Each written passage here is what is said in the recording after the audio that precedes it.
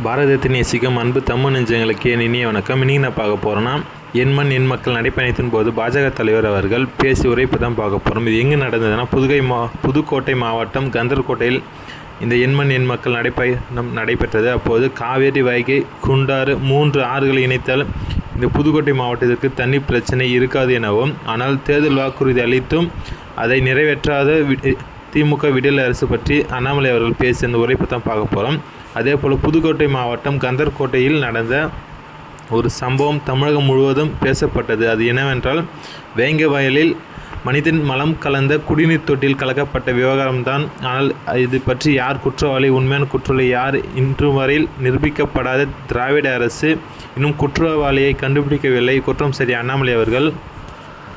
போலியான சமூக நீதி கொண்ட திமுக அரசை குற்றம் சாட்டிய அண்ணாமலை அவர்கள் 38 மாவட்டத்தில் 37 மாவட்டத்தில் உள்ள 345 கிராமத்தில் உள்ள பட்டியலின சமுதாயத்தில் ஜாதி வன்ம பிரச்சனை நீடிக்கிறது என உள்துறை அமைச்சகம் வெளியிட்ட அறிக்கைப்படி அண்ணாமலை அவர்கள் மேடையில் பேசியுள்ள வீடியோ பார்த்தா பார்க்க போகிறோம். இன்னும் நம்ம சேனலை சப்ஸ்கிரைப் பண்ணலாம், சப்ஸ்கிரைப் பண்ணிடுங்க. மறக்காம வீடியோக்கு லைக் பண்ணுங்கள், கமெண்ட் பண்ணுங்கள். வாங்க வீடியோக்குள்ளே போகலாம்.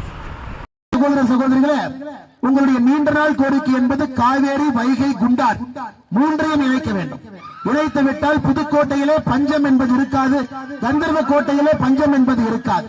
அதற்கு திமுக வாக்குறுதி கொடுத்து செய்யாமல் இருக்கிறாங்க. இதற்கும் திமுகவை அப்புறப்படுத்த வேண்டும். பாரதிய ஜனதா கட்சி ஆட்சிக்கு வர வேண்டும்.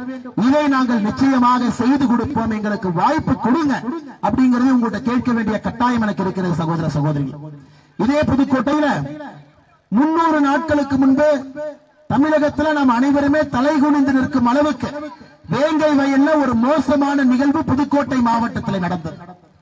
மக்கள் குடிக்கக்கூடிய தண்ணீர், அந்த தண்ணீர் இருக்கக்கூடிய ஊருக்கு பொதுவான தண்ணி டேங்க்ல மனிதனுடைய மலத்தை கலந்த அவலம் தமிழகத்தில் புதுக்கோட்டையில வேங்கை வயல்ல பார்த்தோம். திராவிட முன்னேற்ற கழகம் சமூக நீதி சமூக நீதி சமூக நீதி என்று பேசுவார். சமூக நீதி தான் எங்கள் மூச்சு என்று சொல்வார். 300 நாட்கள் முடிந்தும் புதுக்கோட்டை மாவட்டத்தில் வேங்கை வயல்ல குற்றவாளிகள் யார், இந்த மோசமான குற்றத்தை செய்த குற்றவாளிகள் யார், அவங்களை இன்னும் கைது பண்ணாம திமுக தன்னுடைய போலி சமூக நீதி வேடத்தை போட்டுக் கொண்டிருக்கிற சகோதர சகோதரி, ஒரு விஷயத்தை புரிஞ்சுக்கணும்.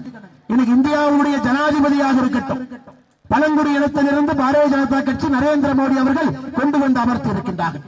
இதற்கு முன்பு இந்தியாவுடைய ஜனாதிபதியாக இருக்கட்டும், பட்டியல் இனத்திலிருந்து அற்புதமான ஒரு தலைவரை கொண்டு வந்து ஜனாதிபதியாக இதற்கு முன்பு நரேந்திர மோடி அவர்கள் அமர்த்தினார். உண்மையாலும் நீங்க ஒரு சமூக நீதிக்கு இலக்கணத்தை தேர்ந்தீங்கன்னா அது பாரதிய ஜனதா கட்சி தான். சமூக நீதிக்கு ஒரு இலக்கணத்தை தேர்ந்தீங்கன்னா அது பாரத பிரதமர் நரேந்திர மோடி அவர்கள் தான். சமீபத்தில் நம்முடைய உள்துறை அமைச்சகம் ஒரு பட்டியல் வெளியிட்டார்.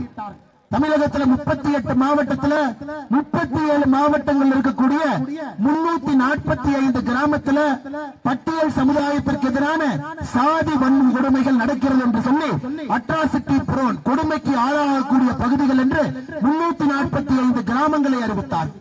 இந்தியாவில் எங்கேயுமே இந்த அநியாயம் கிடையாதுங்க, தமிழ்நாட்டில் மட்டும்தான் இந்த அநியாயம். திருநெல்வேலியில பட்டியலினத்தை சார்ந்த சகோதரன் மீது மலம் கழிக்கின்றார்கள். புதுக்கோட்டையில வேங்கை வயல்ல மலம் கலக்கிறாங்க.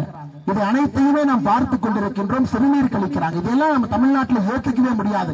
திராவிட முன்னேற்ற கழகம் சமூக நீதி சமூக நீதி சமூக நீதி என்று சொல்லி ஜாதிகளை அதிகப்படுத்தி, ஜாதியினுடைய வக்கரத்தை அதிகப்படுத்தி தமிழ்நாட்டிலே ஒரு ஜாதி பூமியாக திராவிட முன்னேற்ற கழகம் மாற்றி இருக்கின்றார்கள். இதையெல்லாம் உடைத்து அண்ணன் தம்பிகளாக, சகோதர சகோதரிகளாக நாம் வாழ வேண்டும். அது பாரதிய ஜனதா கட்சியால் மட்டும்தான் முடியும். பாரதிய ஜனதா